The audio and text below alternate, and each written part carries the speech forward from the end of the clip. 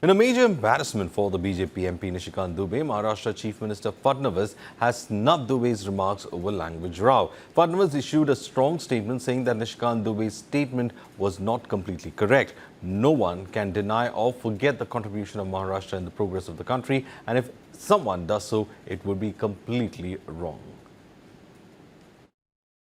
देखिए, मुझे ऐसा लगता है कि मैं महाराष्ट्र के मिजाज को जानता हूं। महाराष्ट्र का मिजाज ऐसा है कि इस प्रकार के प्रयोग यहाँ चलेंगे नहीं। जो मराठी आदमी है वो बड़े दिल का है, क्योंकि भारत पर जब आक्रमण हुआ तो मराठी आदमी ने केवल महाराष्ट्र का विचार नहीं किया, पूरे भारत का विचार किया। इसलिए मराठी आदमी कभी छोटा सोच नहीं सकता, कभी संकुचित सोच नहीं सकता। इसलिए कोई प्रयोग करने की कोशिश भी करे तो नहीं हो पाएगा।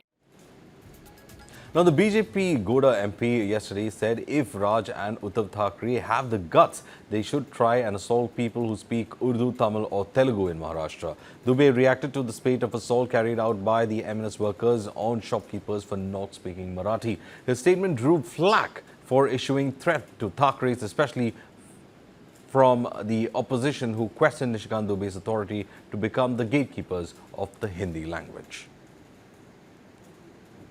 नहीं, ये बिल्कुल राजनीति नहीं है।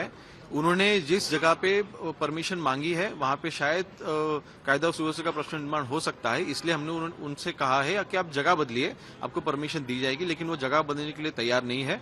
तो वहीं पे बात अड़ी है। और देखिए, व्यापारी ने जो भी वहां पे मोर्चा निकाला था, उन्होंने भी परमिशन नहीं ली थी, उनके ऊपर गुने हमने दाखिल किए थे।